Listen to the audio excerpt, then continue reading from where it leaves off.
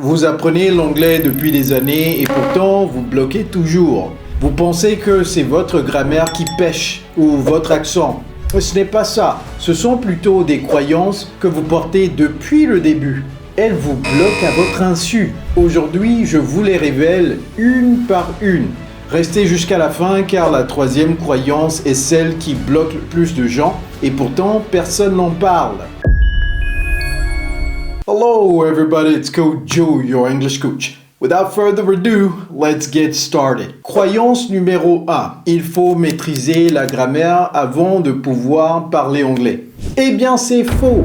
Cette croyance, presque tout le monde l'a et c'est ce qui vous a certainement paralysé pendant des années sans que vous le sachiez. Voici comment elle se manifeste concrètement. Vous évitez de parler anglais parce que vous n'êtes pas encore prêt. Vous révisez vos règles de grammaire, vos temps de verbe, vous attendez le moment où vous vous sentirez assez à l'aise pour ouvrir la bouche. Ce moment n'arrive jamais. Et voici pourquoi cette croyance est fausse. Voyez-vous, les natifs ne connaissent pas les règles de grammaire qu'ils utilisent chaque jour. Demandez à un Américain d'expliquer la différence entre le present perfect et le simple past. Même ma femme, qui est américaine, ne saura vous le dire. Et pourtant, elle l'utilise correctement à chaque fois. Personne n'a appris à marcher en lisant un manuel de biomécanique. Vous avez appris en marchant, en tombant, en vous relevant. L'anglais fonctionne exactement de la même façon. Le cerveau n'apprend pas une langue en mémorisant des règles. Il l'apprend par l'exposition et par la pratique répétée. La grammaire vient naturellement quand vous parlez souvent, pas l'inverse. La preuve, c'est votre propre français. Vous maîtrisez le subjonctif sans jamais avoir mémorisé sa règle de formation. Vous l'avez absorbé en l'entendant et en l'utilisant.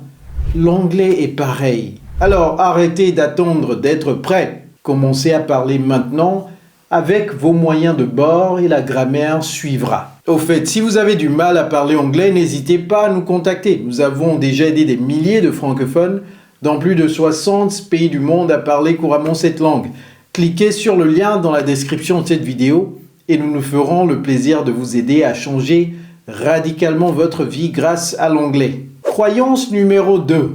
Je ne suis pas doué pour les langues. Celle-là est particulièrement dangereuse parce qu'elle ressemble à une vérité objective sur vous-même. C'est une histoire que vous vous racontez depuis qu'une mauvaise expérience vous est arrivée, souvent à l'école.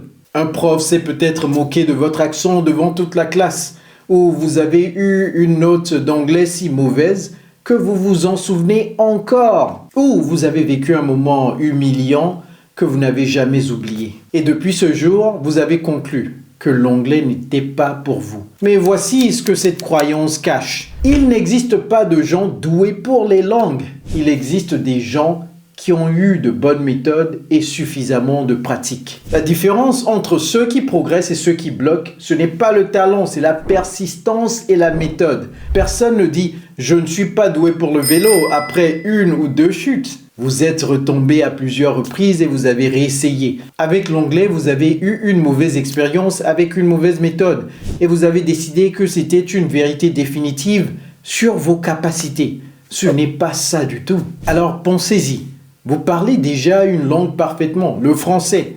Personne ne vous a dit que vous n'étiez pas doué pour le français parce que vous n'avez jamais eu la possibilité d'abandonner. C'est ça la vraie différence. Ce n'est pas le talent, c'est la persistance dans la continuité. Avant de continuer, dites-moi en commentaire laquelle de ces deux premières croyances vous reconnaissez le plus chez vous. Je lis tous vos commentaires.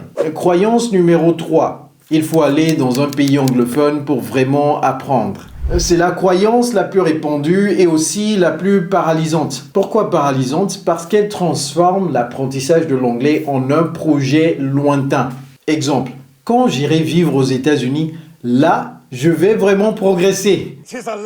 Et en attendant, vous ne faites rien. Mais voici ce que la réalité montre. Des milliers de gens s'installent dans des pays anglophones chaque année sans jamais apprendre l'anglais correctement. Pourquoi? Parce qu'ils continuent à vivre dans leur communauté francophone. Ils font leurs courses dans des magasins francophones, ils regardent la télévision en français et parlent leur langue maternelle à la maison. Le pays ne change rien si le comportement ne change pas. À l'inverse, des milliers d'apprenants atteignent un niveau avancé sans jamais quitter leur pays. J'en suis la preuve. Wow! Et comment? En créant des conditions de l'immersion là où ils sont. Des séries en anglais sans sous-titres français, ils écoutent des podcasts en anglais pendant le trajet, ils organisent des conversations avec des natifs en ligne. L'immersion, ce n'est pas une géographie. C'est une décision que vous prenez tous les jours. Voyons maintenant un conseil de pro. Ces 3 croyances ont un point commun que peu de gens remarquent. Elles déplacent toute la responsabilité vers l'extérieur. Quand vous dites que votre grammaire doit être parfaite, vous faites de la grammaire le problème. Quand vous dites « je ne suis pas doué pour les langues », vous faites de votre cerveau le problème. Quand vous dites « il faut que j'aille à l'étranger », vous faites de la géographie le problème. Mais si le problème est toujours à l'extérieur de vous, la solution l'est aussi. Et donc vous restez bloqué à attendre que les conditions extérieures changent. La vraie question à vous poser est celle-ci. Qu'est-ce que je peux faire aujourd'hui avec ce que j'ai là où je suis? Si vous répondez honnêtement, vous allez réaliser que vous avez déjà tout ce qu'il faut. Pas parfaitement, mais suffisamment pour commencer. C'est exactement ce qui sépare ceux qui progressent de ceux qui restent bloqués. Les uns commencent malgré les conditions imparfaites, les autres attendent des conditions parfaites qui n'arriveront jamais.